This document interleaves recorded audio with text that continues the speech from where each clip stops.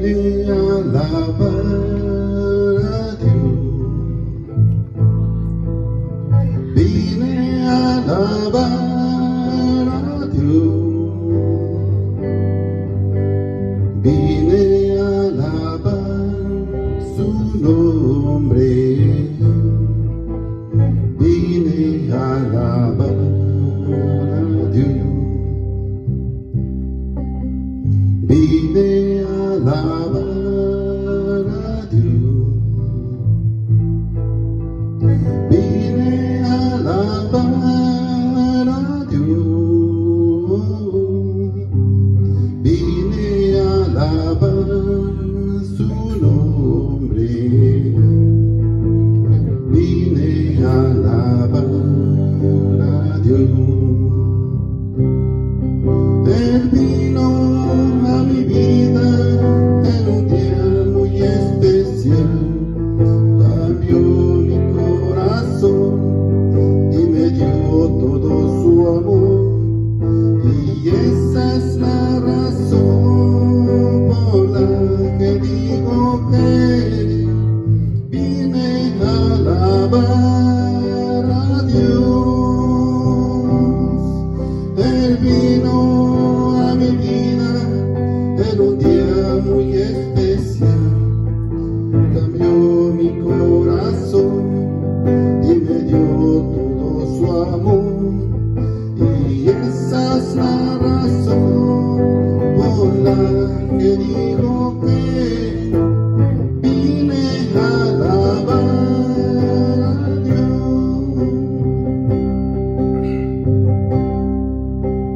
Vine a alabar a Dios. Vine a alabar a Dios. Vine a alabar su nombre. Vine a alabar a Dios. Él vino a mi vida en un día muy especial, cambió mi corazón y me dio todo su amor, y esa es la razón por la que digo que vine a alabar a Dios. Él vino a mi vida en un día muy especial, cambió mi corazón y me dio todo su amor, y esa es la razón por la que digo que vine a alabar a Dios. Vine a alabar a Dios. Vine a alabar a Dios. Amén, gloria a Dios. Puede tomar asiento, hermanos.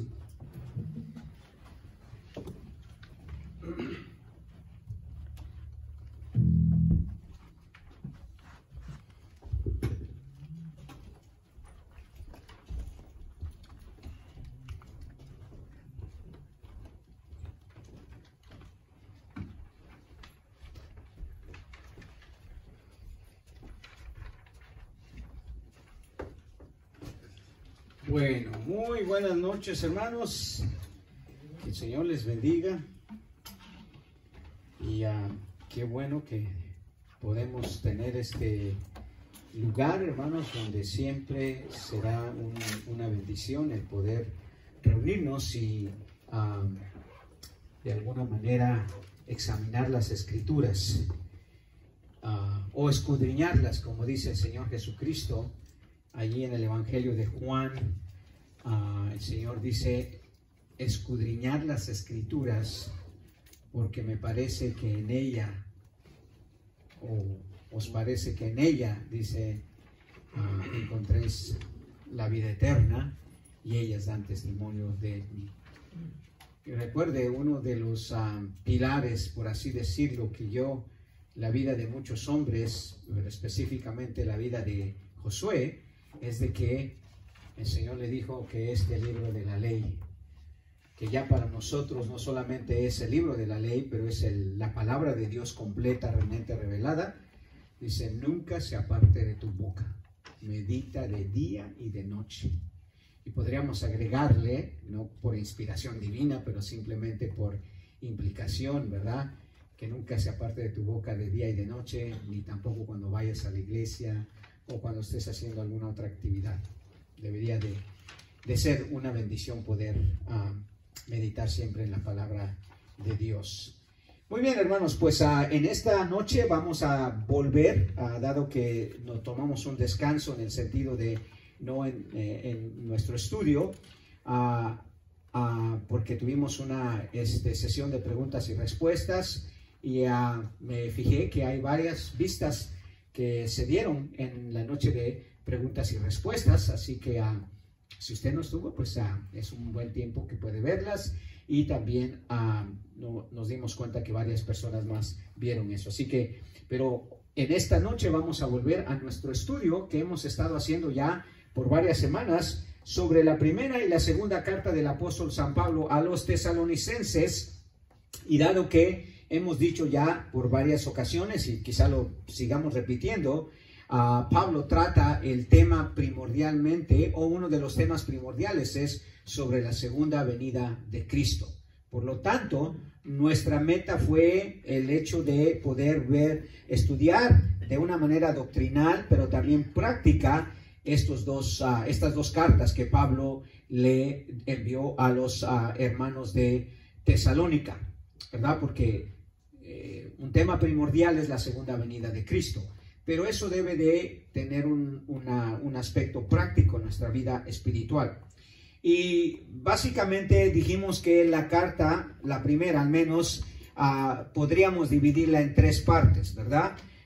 En los versículos 1 y 3, 1 al 3, Pablo hace un saludo que es acostumbrado en casi cada una de sus cartas. Después habla sobre la conversión de los tesalonicenses, en el versículo 4 al 10, todavía del capítulo 1, y del capítulo 2, versículo 1 al 5, 28, dijimos que es la principal sección de la carta a los tesalonicenses. Y esa sección dijimos que podría contener 13 secciones distintas. En cada una de ellas Pablo comienza con una referencia a los hermanos. Y de ahí entendimos que esta carta es más eclesiástica que escatológica, aunque por supuesto tiene mucho de escatología. Entonces, en cada sección, obviamente Pablo trata con uno de los asuntos que concierne a la vida espiritual de los tesalonicenses. Entonces, en esa tercera sección de la vida cristiana puesta en práctica de los tesalonicenses, que como dijimos cubre casi toda la carta desde el capítulo 2 hasta el capítulo 5, hemos visto varios asuntos doctrinales que Pablo trata en esa sección. La primera de ellas las vimos en los primeros 8 versículos y después del versículo 9 al 13, que hablan acerca del testimonio que Pablo tenía, que su ministerio era un testimonio aprobado por Dios, un ministerio aprobado por Dios. Vemos que esa carta, hermanos, y tanto el ministerio de Pablo a los tesalonicenses fue algo que Dios, hermanos, planificó, que Dios orquestó, y que los tesalonicenses por eso realmente tuvieron una conversión genuina. Después de los versículos 14 al 16, vemos el testimonio de una fe que realmente produce Dios. Dado que Dios es el que había obrado en el ministerio de Pablo, por supuesto iba a haber resultados. Y los resultados era que hubo una conversión genuina de parte de los tesalonicenses, y eso es lo que encontramos, el testimonio no solamente del ministerio de Pablo, sino el testimonio de la obra de Dios que se dio en los tesalonicenses. Fue genuina, fue real, y por eso vemos el cambio enorme que tuvieron los tesalonicenses al recibir la palabra del Señor. Del versículo 17 hasta el capítulo 3, versículo 13, vimos una nueva sección y eso es un sentir y una madurez cristiana ante la expectativa de la venida del Señor. Pablo deja hacer su sentir a los tesalonicenses, pero también los urge a madurar y crecer en la fe. La madurez cristiana, hermanos, es algo que a Pablo le preocupaba, dado que, acuérdese, Pablo estuvo muy poco tiempo con los tesalonicenses, por lo menos quizá solamente unos 2 meses. Entonces a Pablo obviamente le preocupaba la vida espiritual de los tesalonicenses. Por lo tanto, él escribe esa carta haciendo una serie de instrucciones, de exhortaciones, de enseñanzas con el propósito de ayudarlos a madurar. Pero antes de eso, obviamente les hace sentir su preocupación, su amor, su cariño y su deseo de que ellos estén bien espiritualmente. Entonces, ese sentir amoroso y esa preocupación que Pablo sentía por los hermanos de Tesalónica se puede seguir notando en esta cuarta sección de esta tercera división de su carta. En los versículos, en el capítulo 4 ya específicamente, de los versículos 1 hasta el 10, vemos una cuarta sección porque la sección comienza igual con una reverencia a los hermanos. Como dice el versículo 1 del capítulo 4, si usted se da cuenta, el apóstol Pablo comienza nuevamente con una referencia hacia los hermanos. ¿Se da cuenta allí? 4:1. ¿Cómo dice?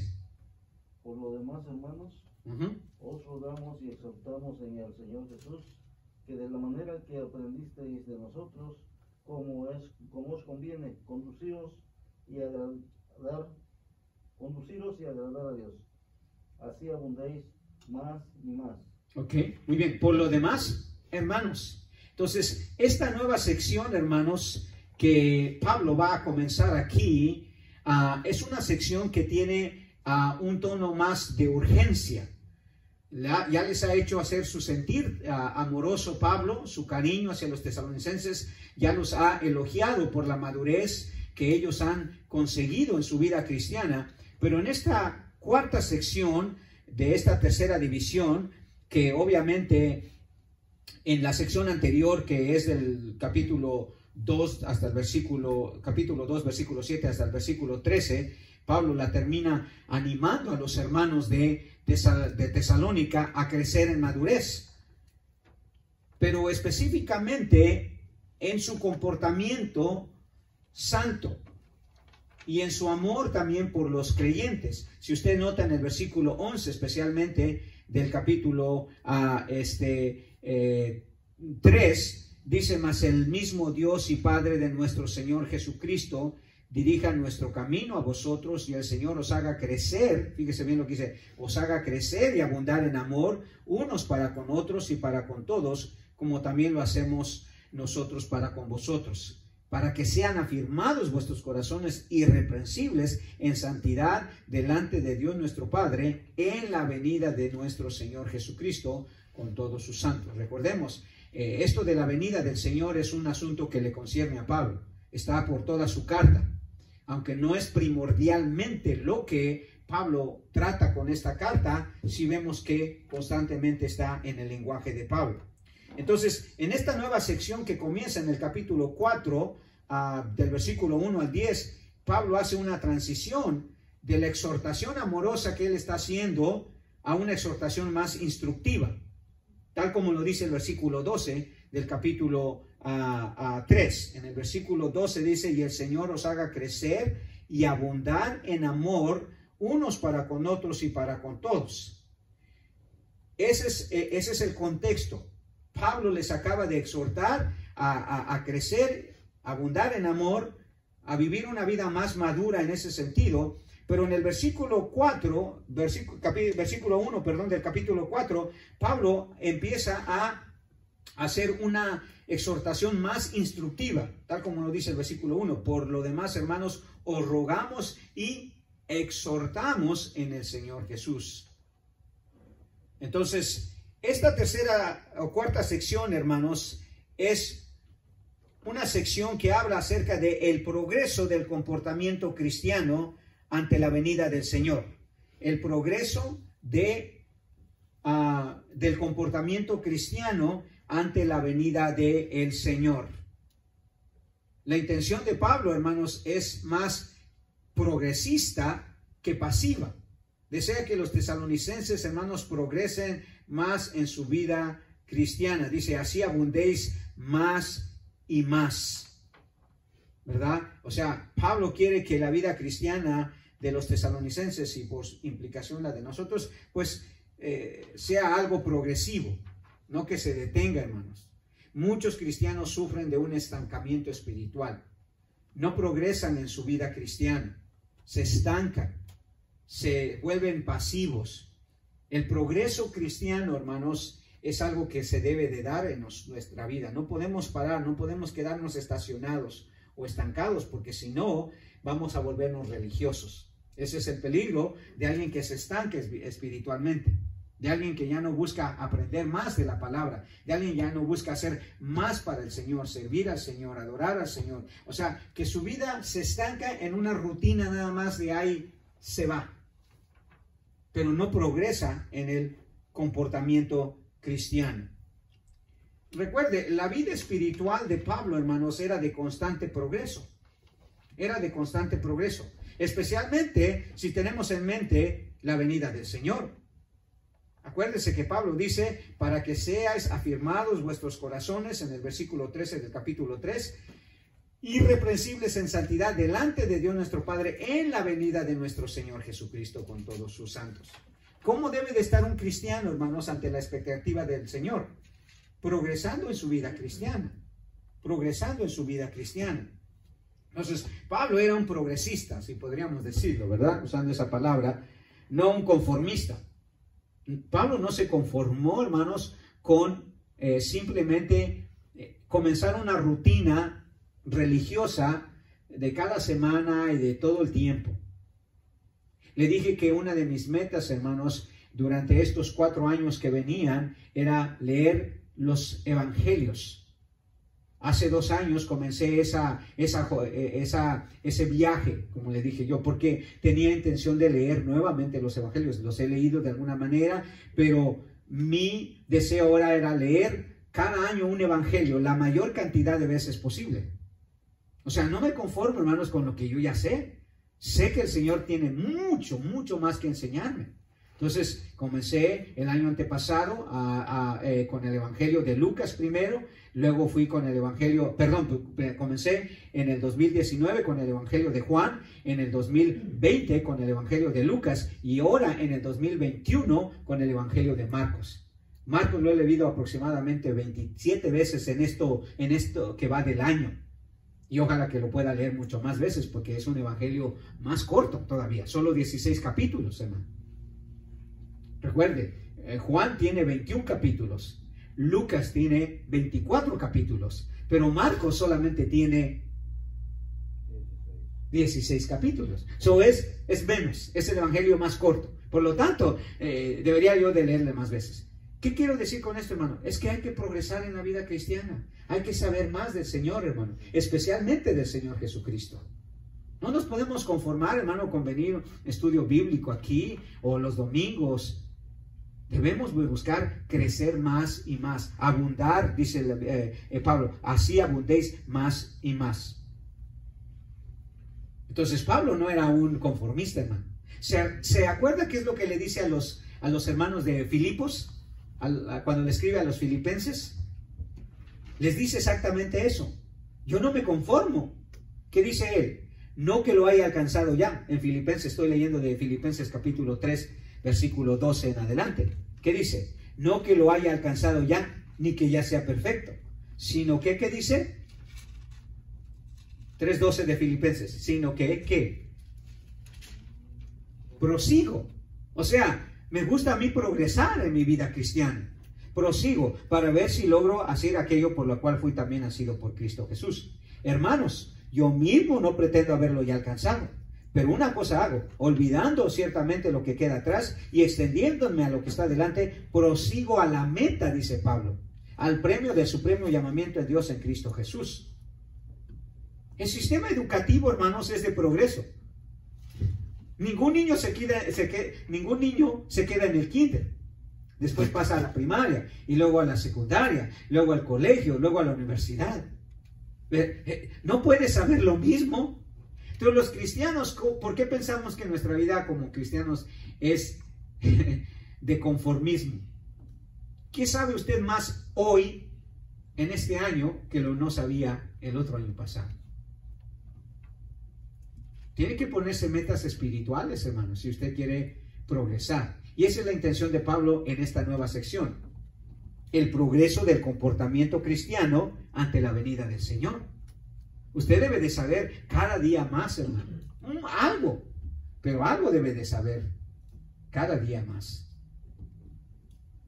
Sobre cualquier cosa que tenga relación con la palabra de Dios. Si hablamos de la vida espiritual. O alguna actividad extra que usted hace. Sí, antes de la pandemia, hermano, muy poco yo escuchaba música cristiana. Esa es la verdad, se lo tengo que confesar. Muy pocas veces. Casi nunca escuchaba música cristiana, excepto cuando estábamos aquí en la iglesia. Pero después de la pandemia que me recuperé, hermano, todos los días, por lo mínimo de 30 a 35 minutos. Y yo ya sea que estoy escuchando una alabanza mientras camino o escuchando una predicación. Y he aprendido bastante, hermano. Porque a las personas que yo escucho me enseñan bastante. Me enseñan bastante. Aprendo mucho. Pero también me edifico con los cantos y la adoración. Entonces, ¿qué estamos haciendo más, hermano? De lo que nosotros. Entonces, la intención de Pablo, hermanos, es que los tesalonicenses no se queden, porque miren, hermano, algo que le voy a decir que va a detener su vida cristiana y después lo va a volver a usted en una persona religiosa, es que usted se estanque. Usted no quiere aprender más, no quiera hacer más. Mire, algunos cristianos, hermanos, en vez de venir más días a la iglesia, vienen menos. ¿Sí o no? Por eso está vacío aquí. Y si vienen, vienen nada más al servicio. O sea, van de retroceso, hermano. No van en progreso. Pablo dice, si ni siquiera lo he alcanzado, no pretendo ya saberlo todo. Dice, al contrario, dice, prosigo a la meta. Eso de prosigo habla de un progreso espiritual, hermano. ¿Por qué? Porque es muy fácil estancarse. Es muy fácil enfriarse. ¿Sabe que no toma absolutamente ningún esfuerzo enfriar un poco de agua? ¿Qué esfuerzo toma? Nada, nada más déjela ahí. Sola se va a enfriar. Pero calentar el agua, hermanos, va a tomar mucho más. Así es en la vida espiritual, hermano. Ponerlo usted así, gozoso. Por eso muchos cristianos, hermanos, estaban viviendo vidas completamente apagadas. Han dejado de progresar en la vida cristiana. Deberíamos de ser como el progreso del peregrino, ¿verdad? Acuérdense, no estamos aquí por siempre. Entonces, Pablo dice, prosigo a la meta. O sea, mi vida es de progreso.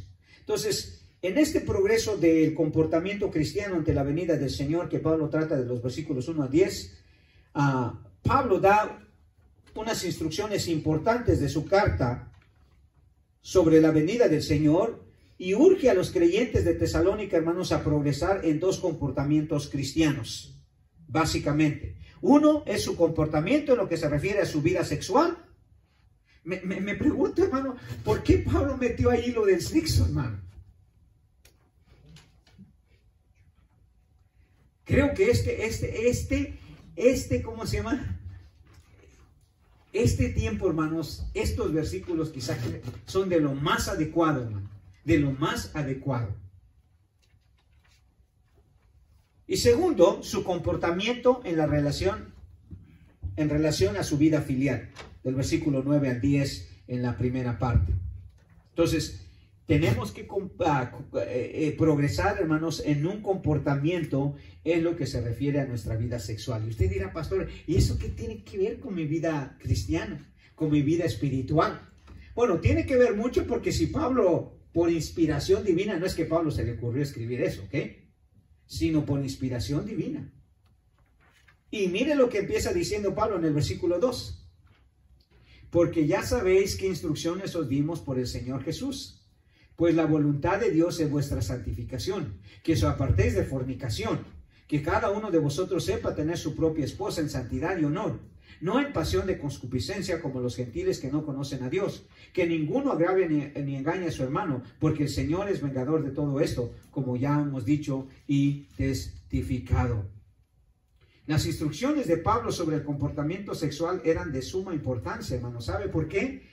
Porque a los tesalonicenses les estaba ocurriendo exactamente, hermanos, lo que nos está ocurriendo a nosotros en esta generación. Estamos rodeados de una cultura, de una sociedad, hermanos, de un gobierno, de una generación, hermanos, que le da rienda suelta al comportamiento sexual. Como el sexo, hermanos, para muchos es algo placentero, pues hay que hacerlo con cualquiera y como quieran. Como el sexo es algo que es algo natural, es una necesidad, pues bueno, hay que satisfacerla, hay que llenarla. No importa con quién, no importa en dónde, no importa la manera, el asunto es satisfacer algo de nuestra vida sexual. Hasta hay cristianos que podemos usar la excusa, ¿verdad? Bueno, pues Dios me hizo así, con esa necesidad, pues tengo que llenarla. Recuerde, los tesalonicenses, hermanos, vivían exactamente igual, en una cultura que promovía la fornicación, el adulterio, las relaciones sexuales completamente distorsionadas. Era algo parte de la cultura. Es más, había templos dedicados precisamente a eso, donde habían sacerdotisas que con el propósito de hacer creer a la gente que esa era una manera de adorar a los dioses, se involucraban en actos sexuales y muchos de ellos muy depravados. Entonces, los tesalonicenses, hermanos, igual que nosotros, se encontraban rodeados de una cultura pervertida y corrompida de esa práctica. Tal como lo dice el versículo 5, miren lo que dice el versículo 5 de allí del capítulo 4. No en pasión de concupiscencia, dice, como los gentiles que no conocen a Dios. O sea, ellos estaban rodeados de una sociedad, hermanos, de una cultura que promovía la concupiscencia, que es por así decirlo, es una ola que lleva a la gente precisamente a vivir y a comportarse de una manera completamente depravada en cuanto a lo sexual. Y hermano, esto ha entrado en la iglesia también, hermano. Mira, pastor, pero ¿cómo puede ser eso? Bueno, mire aquel famoso predicador, Ravi Zachariah. No lo encontraron con él y muchos hombres han caído así, hermano. Muchos hombres. Yo me acuerdo el primer escándalo con ese alto grado de gravedad fue el pastor Jimmy Swaggart. Cuando yo comencé mi vida cristiana, hermanos, mucho de mi crecimiento espiritual, mi pasión por la vida cristiana, por el Señor Jesucristo, era a través de los mensajes del pastor Jimmy Swaggart, un hombre usado por Dios.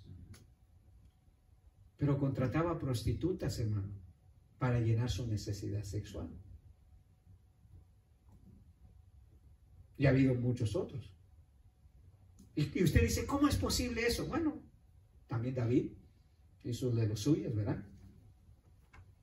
Y no estamos hablando solamente de David en el sentido de lo que hizo, sino que de los hombres, de tantas mujeres que tenían, incluso los hombres de Dios. Y uno dice, pero ¿cómo es posible eso? Bueno, porque si no se hace esto de la manera correcta, la sociedad, hermanos, los medios de comunicación hoy, hermano, usted, hermano, créame, es muy difícil que va a haber un programa que no va a tener un alto contenido de pornografía. Que quiero decirle, la palabra ahí que usa Pablo para adulterio, para fornicación, para concupiscencia, casi es la misma palabra en el griego. Esa palabra que es pornía en el griego es el significado de varias otras actividades pervertidas. O sea, la misma palabra se usa para adulterio, para fornicación, para concupiscencia. Es casi igual la misma palabra. El significado es lo mismo. Son actos pervertidos sexualmente. Entonces, Pablo dice, ustedes no pueden caer en pasiones de concupiscencia como los gentiles que no conocen a Dios. No pueden. Porque en la venida del Señor, Él quiere vidas, ¿qué? Santas. Eso es lo que acaba de decirles en la sección anterior, para que sean guardados vuestros corazones irreprensibles, ¿en qué? En santidad, en santidad, en santidad. Entonces, el paganismo que reinaba alrededor de los tesalonicenses, hermanos, tal vez ya se había filtrado en la iglesia. Y Pablo no quería ese comportamiento sexual corrompido en la iglesia, hermanos, tal como lo había instruido el Señor. Porque dice Pablo en el versículo 2, porque ya sabéis qué instrucciones os dimos por el Señor Jesús. ¿El Señor Jesús habló de sexo? Por supuesto que sí. ¿Se acuerda que dijo en el Evangelio de Mateo? Pero yo os digo que cualquiera que mirare a una mujer para codiciarla, ya ha adulterado. La pornografía no solamente es ya ver un video de esos, hermanos. Pornografía también es ver a una mujer, porque de ahí te deriva la palabra, como dije yo. Entonces, hermanos, si Pablo trató con este asunto tan importante, hermanos, el comportamiento de nosotros también es importante que se amolde a la voluntad del Señor. Entonces, ¿por qué? Porque la vida sexual también es parte importante de la vida espiritual del creyente, hermano. Dado que el creyente le pertenece al Señor, no solo el alma, sino también el cuerpo. Y todo lo que usted hace con su cuerpo, especialmente hablando también de la actividad sexual, tiene una relación, tiene una conexión con su vida espiritual y con el Señor, dado que el Señor espera que usted viva en santidad en todos los aspectos, como lo dice Pablo ahí en el versículo 23 del capítulo 5. Note lo que dice Pablo. Todo lo que hacemos, hermanos, involucra todo nuestro ser. Entonces, una actividad sexual también involucra nuestro ser, porque dice Pablo que, y el mismo Dios de paz os santifique por completo, y todo vuestro ser, espíritu, alma, ¿y qué dice? Y cuerpo, sea guardado irreprensible para la venida de nuestro Señor Jesucristo. Y en 1 Corintios capítulo 6, versículo 13, Pablo dice, las viandas para el vientre y el vientre para las viandas, pero tanto al uno como a las otras destruirá Dios. Pero el cuerpo no es para la fornicación, sino para el Señor, y el Señor para el cuerpo. Ahora, quiero que entienda aquí, Pablo no está prohibiendo el comportamiento sexual o la actividad sexual. No la está prohibiendo, hermanos. Pablo era un fuerte defensor de la actividad sexual entre un hombre y una mujer, siempre y cuando se den en el contexto de la voluntad del Señor. Porque dada que toda actividad de nuestra vida, hermanos, es para agradar a Dios, es para honrar a Dios, tal como dice 1 Corintios 10:31. Ahora sí me acordé del versículo, ¿verdad? Porque todo lo que hagáis, sea de palabra, de hecho, dice, hacerlo todo para la gloria de Dios. Todo significa también nuestro comportamiento sexual, también nuestra actividad sexual. Entonces, dice, pero el cuerpo no es para la fornicación. O sea, el cuerpo de uno, hablando de lo sexual, no puede darse de la manera que lo hacen los paganos, o los incrédulos, o el mundo. No, tiene sus directrices, tiene sus limitaciones, tiene sus formas. Entonces, Pablo exhorta a los tesalonicenses, hermanos, a tener este comportamiento sexual santo por 4 razones. Nuestro comportamiento, mire, si algo cambió en mi vida como creyente, obviamente tendría que ser en esta área también.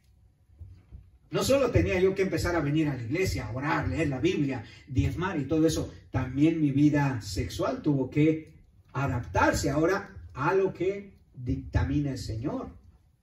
Y claro, siempre tenemos la tendencia de pecar, hermanos, de caer en la tentación aún siendo cristianos. Como dije yo, lo hemos visto en la Biblia, lo hemos visto fuera de ella, con hombres de Dios cayendo en esa situación. Pero eso precisamente es lo que le preocupaba a Pablo, dado que es importante eso. Entonces, ¿por qué los tesalonicenses tendrían que tener un comportamiento en lo que se refiere a su vida sexual de una manera agradable al Señor? Bueno, primero, porque es un comportamiento que agrada a Dios. Versículo 1 dice eso, ¿verdad? Por lo demás, hermanos, os rogamos y exhortamos en el Señor Jesús que de la manera que aprendiste de nosotros como os conviene, conduciros y agradar a Dios. Así abundéis más y más. Pablo hace un contraste de actividades sexuales, hermanos. Aquellas que son pervertidas de la mente carnal y pagana, y aquellas que son puras, que son agradables a Dios. Eso es claro en las Escrituras, hermano. Pablo sabe que hay una actividad sexual dentro de nuestra vida. Por lo tanto, él sabe que debemos nosotros siempre llevarlo en el contexto de lo que le agrada a Dios. Dios ha dado instrucciones precisas y Pablo también. Y si usted observa, siempre el lenguaje de Pablo es que Pablo, hermanos, le dio una estrecha relación a la vida espiritual con la vida sexual. Estas actividades que Dios ha creado tanto para el hombre como para la mujer deben hacerse dentro de la esfera que Dios manda y aprueba. Como dije, Pablo no está prohibiendo la actividad sexual. Al contrario, simplemente quiere que se haga en el contexto para que no caigamos, dice, en concupiscencias como aquellos que no conocen a Dios. ¿Se acuerdan cuáles fueron las instrucciones de Pablo para una vida sexual, para un comportamiento sexual que agrada a Dios? En 1 Corintios capítulo 7, es muy claro Pablo, ¿verdad? De una manera muy sencilla. Él sabe que tanto el hombre como la mujer fueron creados para un comportamiento y una actividad sexual. Entonces, Pablo dice en 1 Corintios 7, pero a causa, versículo 2, pero a causa de las fornicaciones, o sea, de actividades sexuales depravadas, fuera del orden establecido por Dios, dice, cada uno tenga su propia, ¿qué? Mujer. Aquí Pablo nada más está diciendo, el sexo que le agrada a Dios, hermanos, siempre es en el contexto del ¿qué? Del matrimonio. Del matrimonio. Sí, sé que hoy esta sociedad dice que no, pero no es lo que dice Dios. Dice, cada uno tenga su propia mujer y cada uno tenga su propio marido.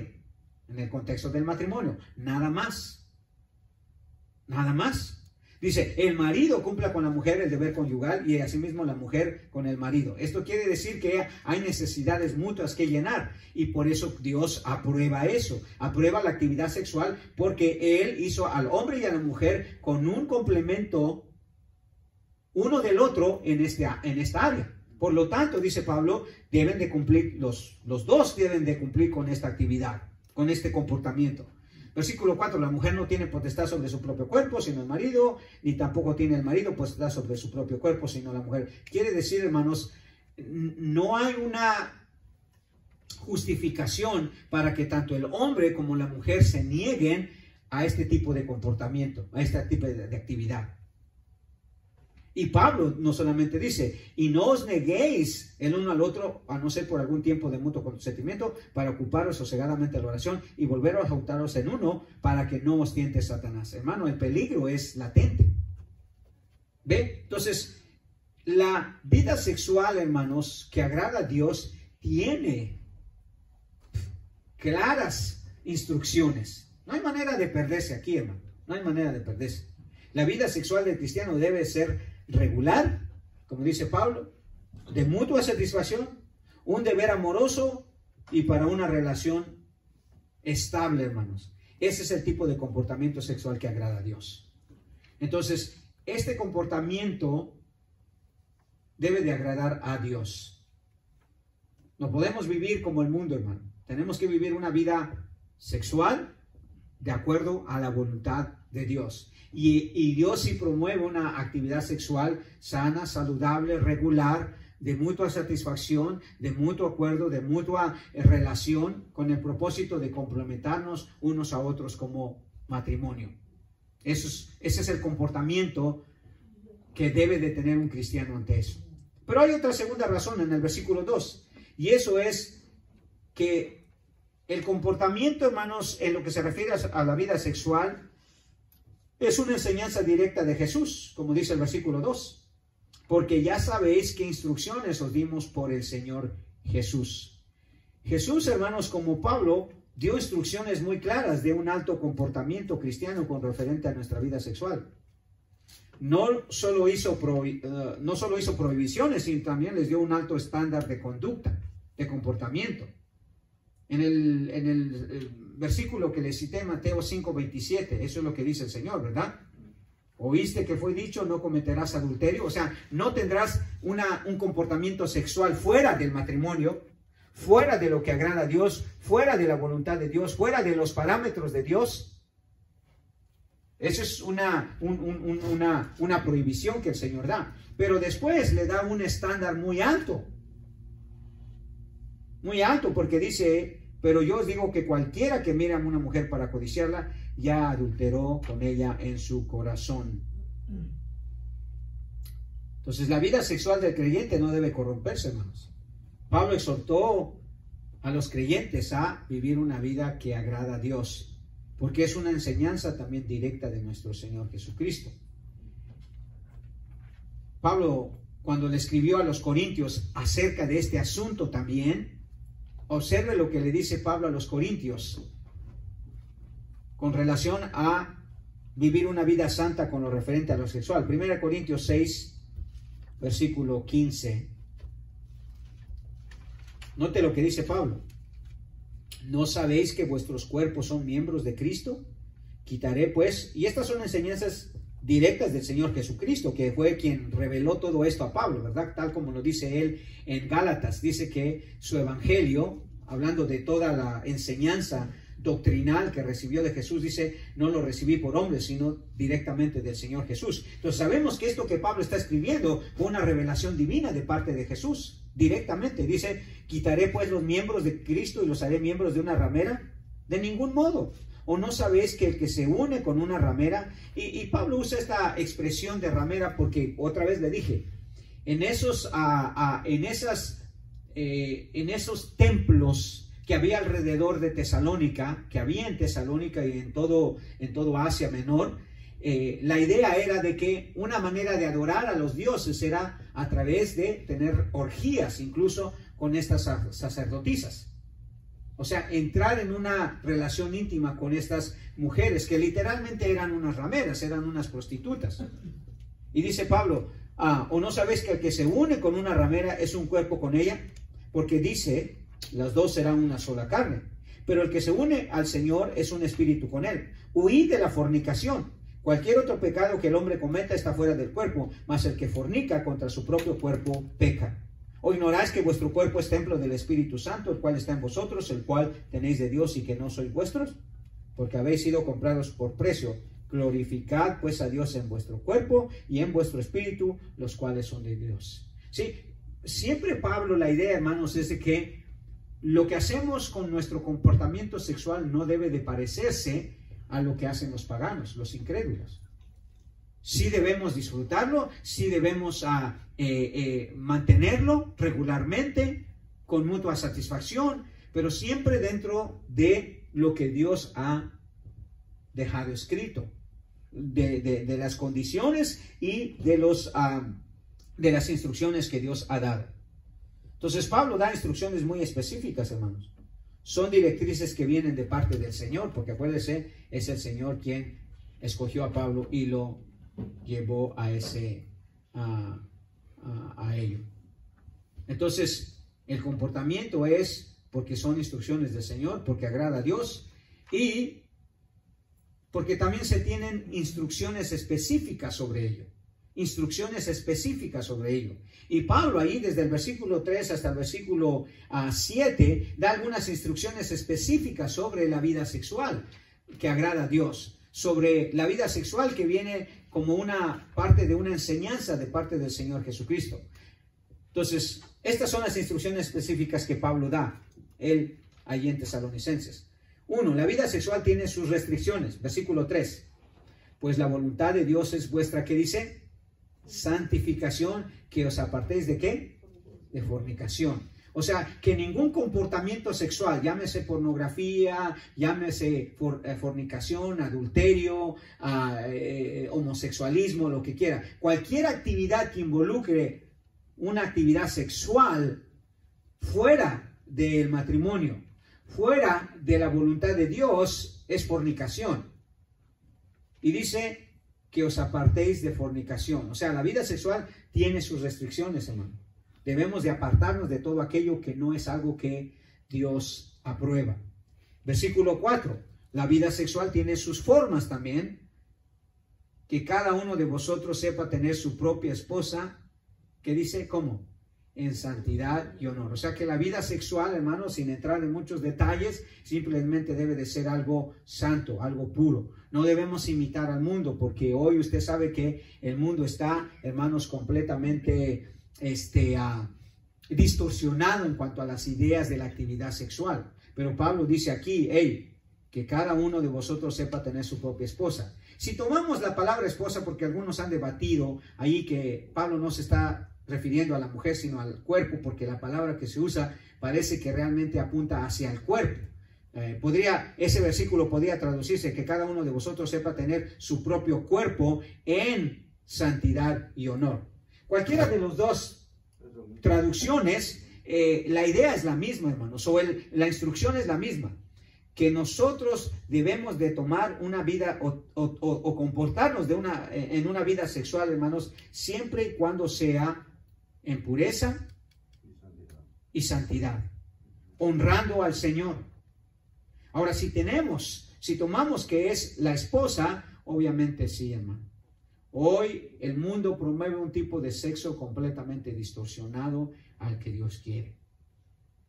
Y Dios no le está quitando ni el placer, ni la satisfacción, ni la continuidad, ni la regularidad, ni la emoción, ni la excitación, ni la pasión. Lo que Dios no quiere es que caigamos en un comportamiento pervertido, ¿ok? Sobre la vida sexual. Y ya dijimos anteriormente, quizá de las primeras cosas, la vida sexual o la actividad sexual siempre solamente es dentro del matrimonio. Y podemos añadir muchas cosas sobre ello, pero Pablo simplemente dice aquí, si vas a tener sexo, hazlo con tu esposa. Hazlo con toda la pureza, con toda la santidad y con todo el honor. O sea, debe haber un trato puro, un trato santo, ¿verdad? Y eso Dios nos los ha dejado en nuestra mente y en nuestro corazón, hermano. Pero se puede pervertir. Versículo 5. Entonces, la vida sexual tiene sus restricciones, la vida sexual tiene sus formas. Versículo 5. La vida sexual no debe ser pervertida. No en pasión de concupiscencia como los paganos o los gentiles o los incrédulos que no conocen a Dios. O sea, no debemos imitar al mundo, hermano. Que esta forma, que la otra cosa y que esta cosa, no. No. Hablamos mucho en el seminario de parejas, ¿verdad? Y podemos añadir mucho, pero lo que quiero decir, hermanos, es tenemos que aprender que el sexo no es algo que se debe de pervertir. Quiere decir que no debemos de agregar cosas que Dios no ha aprobado, ¿verdad? Y puedo darle muchos detalles en cuanto a eso, pero que la Biblia misma hace, porque acuérdense, en los tiempos bíblicos, hermanos, las mujeres tenían sexo con animales, los hombres tenían sexo con cualquier cantidad de mujeres, ¿me entiende? Y había orgías. O sea, no crea que antes la gente no hacía cosas pervertidas. No, dice Pablo, no en pasión de concupiscencia, no dejados llevados por una mente completamente influenciada e infectada por lo que vemos en el mundo, ¿verdad? Tenemos que tener mucho cuidado. Como dije, Dios no está en contra de la satisfacción, de la regularidad. Es más, Pablo dice que el marido tenga su propia esposa y la esposa tenga su propio marido, no se nieguen el uno al otro, ¿verdad? Entonces es muy importante eso. Entonces no debe ser pervertida. Versículo 6, la vida sexual no debe de afectar a nadie. Dice que ninguno agravie ni engañe en nada a su hermano. O sea, que nada de nuestra actividad sexual pueda ofender a nuestro hermano, a nuestra hermana. En este caso, pues la más directa implicada a nuestra hermana. Porque hoy, hermanos, precisamente eso, ¿verdad? La vida o el comportamiento sexual no importa con quién ya es. Y de ahí ha surgido una serie de aberraciones sexuales con niños, entre hombres, con mujeres, con una cantidad de parejas y todo eso. O sea, el tipo de libertinaje, hermanos, que se ve en el mundo es inmenso. Y Pablo dice él que ninguno agrave ni engañe a su hermano, porque el Señor es vengador de todo esto, como ya hemos dicho y testificado.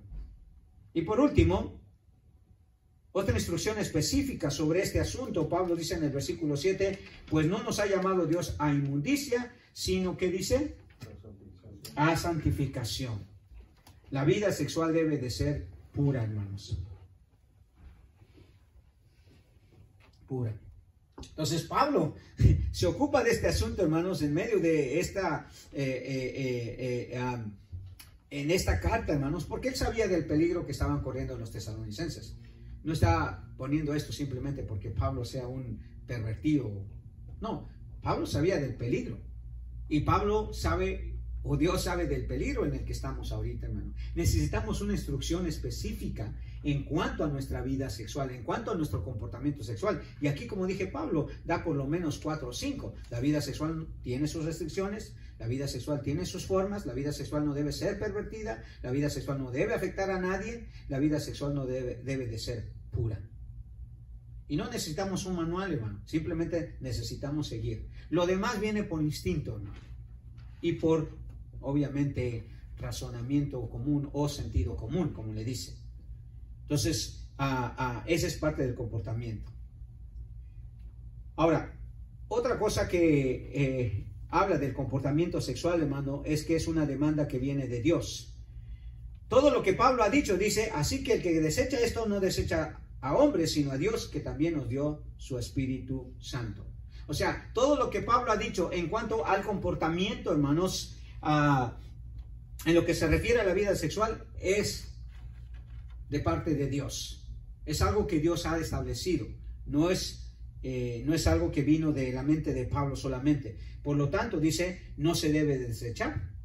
Porque aquel que desecha esta enseñanza que acabamos de leer de Pablo, dice, no desecha al hombre, sino desecha a Dios. Es Dios, hermano, quien nos está instruyendo aquí. No es Pablo, solamente Pablo es el instrumento por el cual estamos escuchando esto. Entonces, el segundo comportamiento donde los creyentes deben de progresar, hermanos, no solamente en cuanto a su relación o en su comportamiento sexual, sino también ante la expectativa de venida del Señor. Pablo describe que debe de ser un comportamiento en relación con su vida filial, o sea, con los hermanos. Versículo 9, note lo que dice. Pero acerca del amor fraternal no tenéis necesidad de que os escriba, porque vosotros mismos habéis aprendido de Dios que os améis unos a otros. La primera parte del versículo 10 dice, y también lo hacéis así con todos los hermanos que están por toda Macedonia. Pablo ha pasado de lo individual ahora a lo relacional. Todo lo que dijo al principio es individualmente. Cada uno tenga una vida sexual, un comportamiento sexual en progreso, en el cual se busque la santidad, se busque agradar a Dios, se busque hacerlo de una manera pura y santa. Pero ahora habla a todos los creyentes en lo general. Ahora quiere instruirlos a seguir progresando en su vida relacional. Ya habló sobre la vida sexual, ahora habla sobre la vida relacional. Y básicamente le da 2 instrucciones para que los creyentes progresen en su comportamiento hacia otros. ¿Cuáles son esas instrucciones? Una, que perseveren en la enseñanza que ya habían recibido. Que perseveren en la enseñanza que ya habían recibido. Pero acerca del amor fraternal, dice Pablo, no tenéis necesidad que os escriba, porque vosotros mismos habéis aprendido de Dios que os améis unos a otros. O sea, ya les hemos instruido acerca de eso. Y usted se recuerda, Pablo ya les había instruido a que crecieran en amor, a que amaran a los hermanos. Los tesalonicenses lo estaban haciendo muy bien. Y hermano, ¿qué tan importante es eso del amor filial? Es muy importante. Es muy importante. Todos necesitamos el amor filial. Todos necesitamos, hermanos, dar el amor de Cristo y recibir el amor de Cristo a través de nuestros hermanos. Y Pablo dice, de ese amor fraternal que ustedes ya han aprendido, de que ya han visto en nosotros y ustedes en nosotros y nosotros en ustedes, es lo que ustedes deben de que progresar. Y el amor tiene hasta cierto punto progreso, hermano, a medida que uno va, obviamente, relacionándose con la persona. No es el mismo grado de amor que yo siento por Él y ahora que lo que sentía cuando lo empecé a conocer. Entonces debe de ir progresando. Antes nunca oraba por Él, ahora oro por Él. Y así, lo que quiero darles es un ejemplo. O sea, el amor debe de progresar, hermano. El comportamiento amoroso debe de ser progresivo. Entonces Pablo les quiere que perseveren en esa área de su vida. Segundo, que mantuvieran la actitud más allá de sus relaciones cercanas.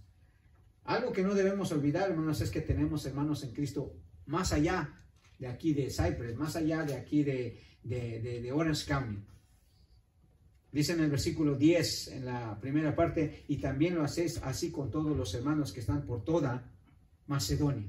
O sea, las relaciones interpersonales no solo tienen un alcance local, hermano, sino también un alcance más allá de nuestras fronteras, más allá de nuestro entorno. El amor cristiano también se debe expresar de esa manera. Yo tengo hermanos en Cristo. Me estaba acordando, hermanos, del hermano Paul. ¿Cuántos de nosotros nos acordamos de él? Y de darle una muestra de amor. Digo, a los que lo conocen, pues obviamente si no lo conocen, pero es un misionero que salió de nuestra iglesia, hermano. Y que quizá ya nos hemos olvidado de él completamente. Ya ni oramos, pues siquiera por él.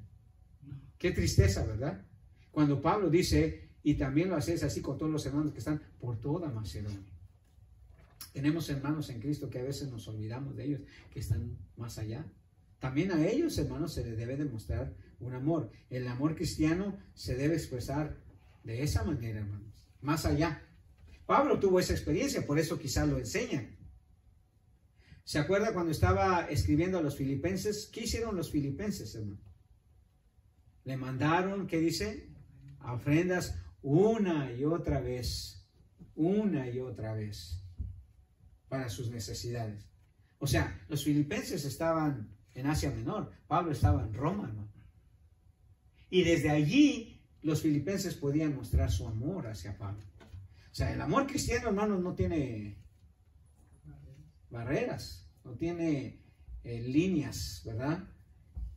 Los tesalonicenses aprendieron a amar, hermanos, a Pablo más allá. Acuérdense lo que Pablo les dice a los tesalonicenses, cuando Pablo ya estaba lejos de ellos. En el versículo 6 del capítulo 3 dice, pero cuando Timoteo volvió de vosotros a nosotros y nos dio buenas noticias de vuestra fe, ¿y qué dice? Y amor. Pero aquí viene el detalle, hermano. Es que su amor no disminuyó, dice, y que siempre nos recordáis con cariño. Allí hemos fallado tremendamente, especialmente los que conocemos al hermano Paul, ¿verdad? Que siempre, no ha sido siempre. No ha sido siempre. Y qué tristeza. Imagínense que usted un día se va a México y jamás vuelve a saber de nosotros. Jamás vuelve a escuchar de nosotros. Qué tristeza, ¿verdad? Dice que siempre nos recordáis con cariño, deseando vernos, como también nosotros a vosotros. Sí, la distancia no había impedido que los tesalonicenses, hermanos, fueran más amorosos con Pablo, más cariñosos. Y dice, cuando nos dijeron que ustedes nos extrañan y nos aman y que se acuerdan de nosotros, se preocupan por nosotros, híjole, dice, hermanos, eso, dice, fuimos consolados de vosotros por medio de vuestra fe. El amor cristiano, hermanos, es un comportamiento que debe de ir en progreso. Nuestra preocupación por los hermanos y sus necesidades nos deben de impulsar a amar a los hermanos cercanos, pero también a los lejanos. Tal como lo hicieron los filipenses hacia Pablo, tal como lo hicieron los tesalonicenses hacia Pablo, y Pablo hacia los filipenses y tesalonicenses. Entonces, hermanos, tenemos que progresar en nuestra vida cristiana. Tenemos que mejorar todo, porque esa es la intención de Pablo, que dice, abundéis más y más. ¿En qué cosas podemos abundar más y más, hermano? ¿En qué áreas de nuestra vida? Tal vez es conocimiento, tal vez una relación más estrecha con el Señor, tal vez un mejor comportamiento sexual, tal vez un mejor comportamiento con nuestras esposas, qué sé yo. Específicamente Pablo habla aquí de dos áreas, nuestra vida sexual y nuestra vida relacional. Pero hay muchas otras áreas donde debemos de progresar. No se estanque, hermano. Porque el día que se estanque, todo va a ser mecánico para usted, religioso. Y no le va a encontrar sentido venir, hermano. Por eso muchos hermanos han dejado de venir. Ya. No hay ninguna excitación en su corazón, ninguna emoción en su corazón para venir. ¿Por qué? No crea que porque no hay enseñanza o no hay alabanza, no hay compañerismo. Simplemente que ellos ya entraron en una etapa donde si usted observa de cerca su vida, están estancados. Eso es lo que se llama estancamiento espiritual. Se detiene. Se detiene. Porque toma esfuerzo, hermanos, progresar. Toma esfuerzo ir adelante, no atrás. Toma esfuerzo. Y Pablo no quería que los tesalonicenses, por eso dice que los animó a que abundasen más y más en amor, más y más en un comportamiento santo, en un comportamiento amoroso hacia los creyentes. Porque esa es la vida espiritual. Crecimiento continuo, pureza sexual y amor entre hermanos. Si pudiéramos resumir lo que Pablo nos dice en esos 10 versículos, sería crecer espiritualmente, progresar espiritualmente, mantener una vida sexual pura y incrementar nuestro amor por los hermanos. Quizá hay algún hermano que está lejos. A veces necesitamos expresarle nuestro amor a ellos. Amén. Muy bien. ¿Algo que quieran añadir, hermanos? ¿No? Can you turn that please? Thank you. Bueno, sí, hermano. No.